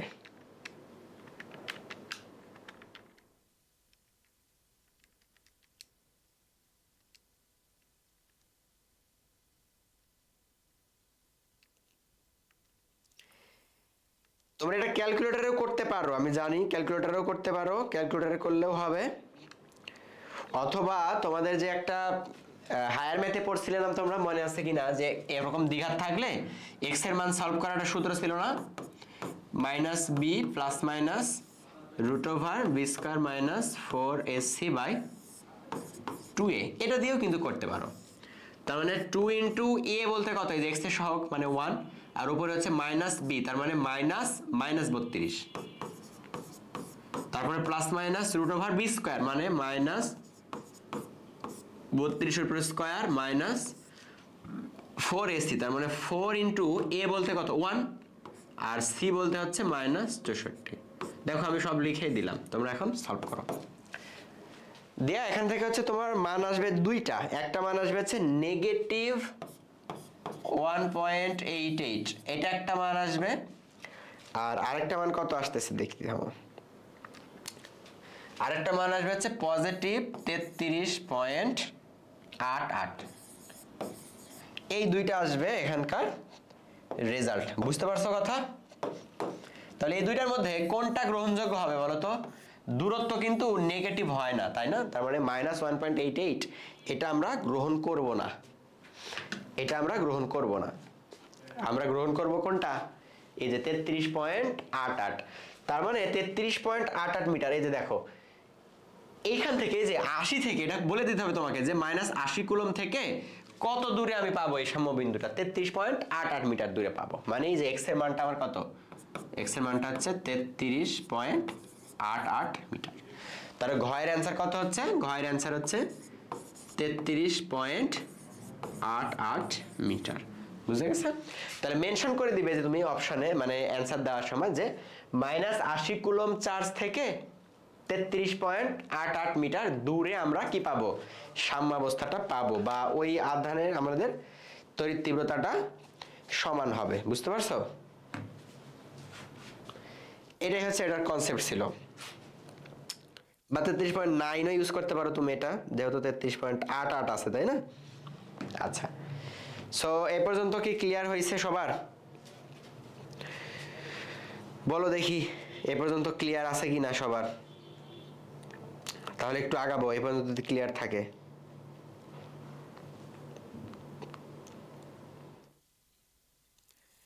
বলো দ্রুত দেখি এই পর্যন্ত সবার ঠিকঠাক আছে কিনা।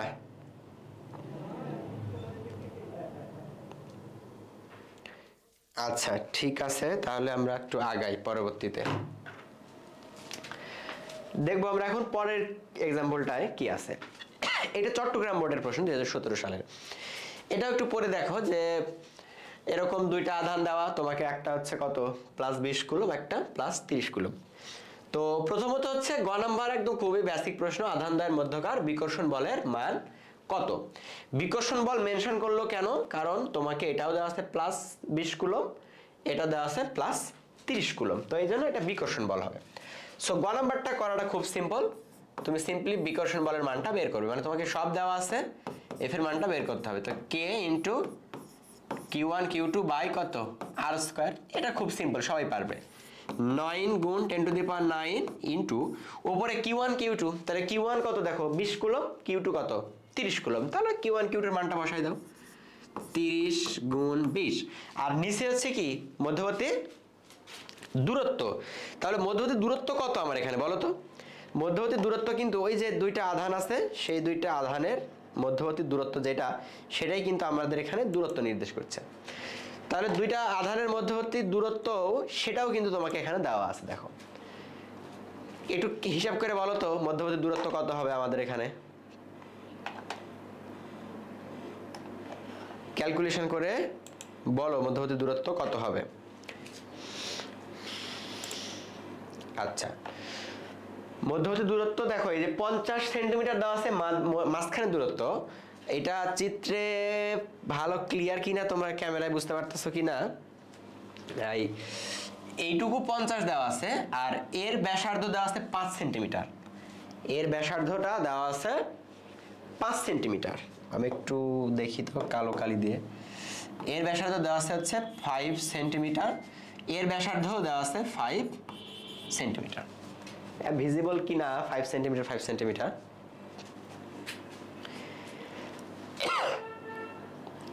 আচ্ছা যতটুকু বোঝা যায় আমার কথাটা শুনো তাহলেই বুঝতে পারবে তুমি। তো এটা হচ্ছে 50 সেন্টিমিটার মানে মধ্যবর্তী দূরত্ব, আর এর ব্যাসার্ধ 5 সেন্টিমিটার, এর ব্যাসার্ধ 5 সেন্টিমিটার, তাহলে 50 5 আর 5 টোটাল কত হলো? টোটাল হলো 60। তার মানে এই টোটাল দূরত্বটা একদম এর কেন্দ্র থেকে যদি আমি শুরু করি, একদম এর কেন্দ্র পর্যন্ত এই দূরত্বটা হচ্ছে 60 সেন্টিমিটার, সোজা কথা বুঝা গেছে? এই দূরত্বটা কত? 60 সেন্টিমিটার। তাহলে 60 সেন্টিমিটার যদি দূরত্ব হয়, তো এখন তোমাকে কি বের করতে বলছে? তোমাকে বের করতে বলছে এই মধ্যবর্তী বলের মান। তাহলে 60 সেন্টিমিটারকে তোমার কনভার্ট করতে হবে কিসে? মিটারে। তাহলে 100 দিয়ে ভাগ করলে কত হবে? 0.6 মিটার, 0.6 মিটার। তো এখন এই যে দূরত্ব স্কয়ার তুমি লিখে দাও 0.6 তার উপরে স্কয়ার। সো এখন ক্যালকুলেশন করো, রেজাল্ট বের করো, দেখো কত আসে এফ এর মান। ক্যালকুলেট করো, দেখো কত আসতেছে এফ এর মান, হিসাব করো। 9 গুণ 10 টু দি পাওয়ার কত? 9 গুণ 10 টু দি পাওয়ার 9, তাকে গুণ দিবে হচ্ছে 30 গুণ 20 ডিভাইডেড বাই 0.6 স্কয়ার। দেখো তো কত আসে বলের মান, সবাই কমেন্ট করো দেখি বুঝতে পারছো কয়জন।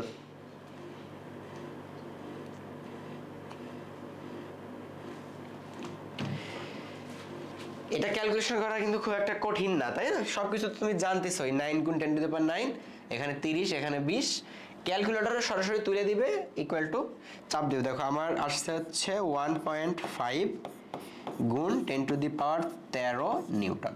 তাহলে প্রথমকার মানে গ নাম্বারের অ্যান্সার কিন্তু আমরা অলরেডি পেয়ে গেছি। দেখো গ নাম্বার আধানদ্বয়ের মধ্যবর্তী কি চাইছিল? বিকর্ষণ বলের মান চাইছিল। সো বিকর্ষণ বলের মান হচ্ছে আমাদের এই যেটা F equal two 1.5 into 10 to the power 13 Newton. Clear? আচ্ছা তো পরের কোশ্চিনটা কি আছে দেখো, পরের কোশ্চিনটা হচ্ছে আধানদ্বয় পরিবাহী তার দ্বারা সংযুক্ত করলে বলের মানের কি পরিবর্তন হবে।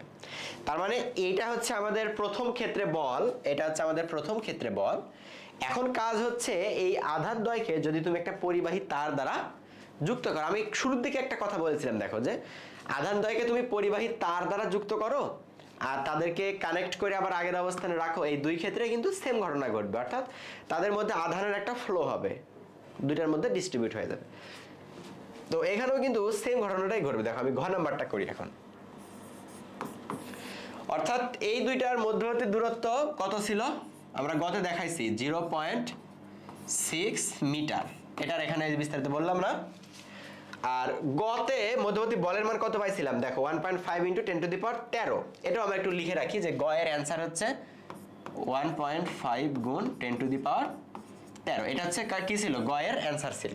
হ্যাঁ গ এর অ্যান্সার ছিল এটা। আচ্ছা তাহলে ঘ নাম্বারেও আমরা কি করব, আধানদ্বয়কে যদি তুমি পরিবাহী তার দ্বারা যুক্ত করো তাহলে কি হবে বলো তো? এখানে আছে 20 কুলম্ব, এখানে আছে 30 কুলম্ব, তার মানে টোটাল কত হবে? টোটাল হবে 50 কুলম্ব। 20 কারণ দুইটাই প্লাস, তাহলে হবে টোটাল 50 কুলম্ব। তো এই 50 কুলম্ব এখন এই দুইটার মধ্যে কি হবে? ডিস্ট্রিবিউট হয়ে যাবে। দেখো দুইটারও রেডিয়াস সেম, তাহলে দুইটা সেম গোলক, তাহলে দুইটার মধ্যে সমান ভাবে ডিস্ট্রিবিউট হয়ে যাবে। তার মানে প্রথম কার এখানেও আসবে হচ্ছে তখন কত? 25 কুলম্ব, এবং দ্বিতীয় যেই বস্তু আছে সেখানেও যাবে তোমার 25 কুলম্ব, আর মধ্যবর্তী দূরত্ব কত? 0.6 মিটার। তাহলে এই পরিবাহী তার দ্বারা যুক্ত একটা প্রশ্ন কিন্তু আসে যে পরিবাহী তার দ্বারা যুক্ত অথবা, আর এটা আসবে কি? পরিবাহী তার দ্বারা যুক্ত অথবা তোমাকে আসবে হচ্ছে কানেক্ট করে তাদেরকে আবার তুমি আগের অবস্থানে রাখছো, এই দুইটার যে কোনো একটা আসতে পারে। বুঝছো? তাহলে পরিবাহী তার দ্বারা যুক্ত করার মানে হচ্ছে যে এই দুইটা আধান একসাথে যোগ করে তখন তুমি দুইটার মধ্যে আলাদা আলাদা করে ভাগ করে দিবে। তাহলে দুইটা যোগ করলে কত হলো? 50, তাহলে দুইটার মধ্যে ইকুয়ালি ভাগ হয়ে গেলে 25 করে। এই যে পরিবাহী তার দ্বারা সংযুক্ত করলে বলের মানের কি পরিবর্তন হবে? তাহলে এখন তুমি আবার বলের মান বের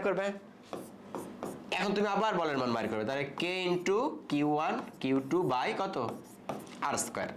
সো k কত? 9 ইন্টু 10 টু দি পাওয়ার 9।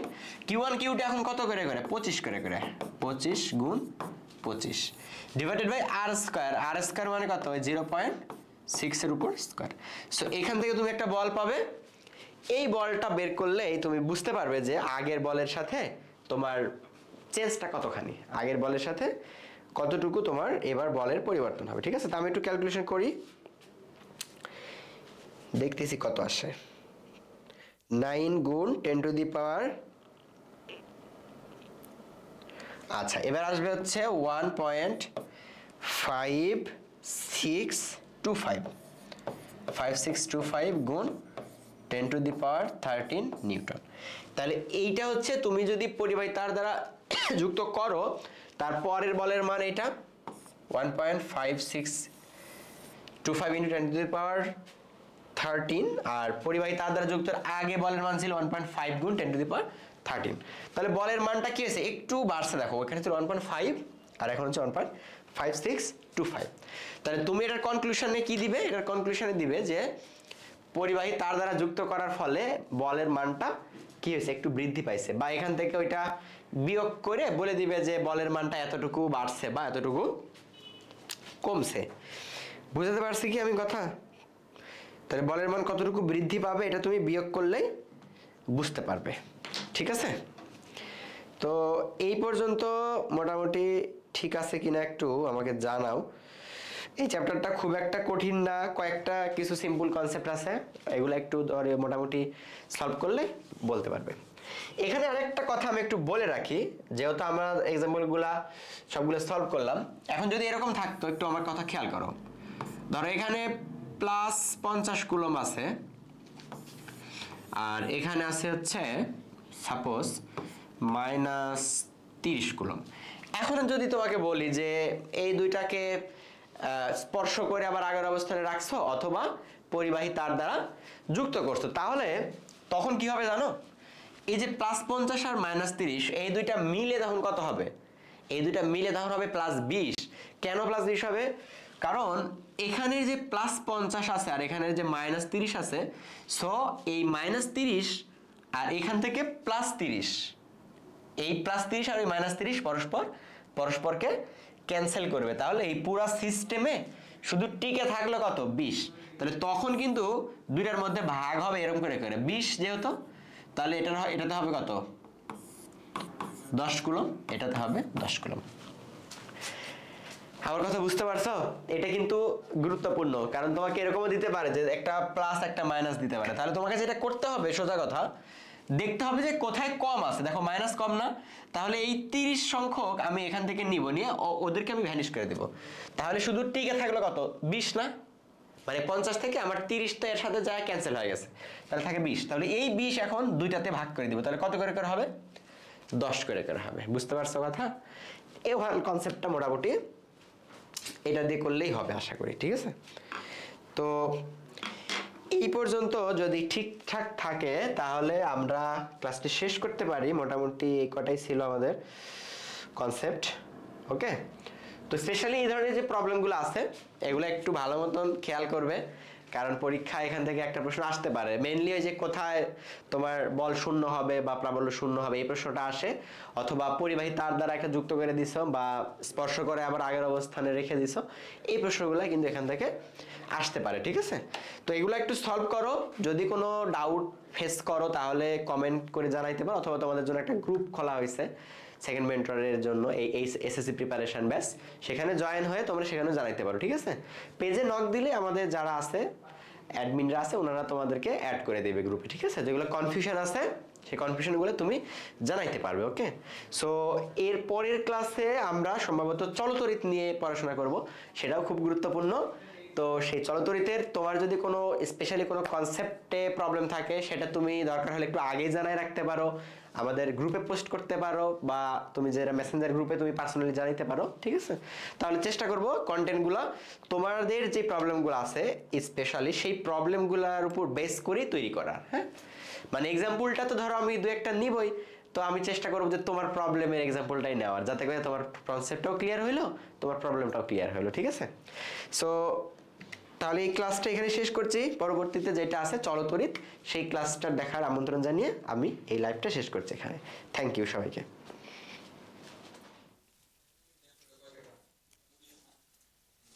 শেষ করে দেন।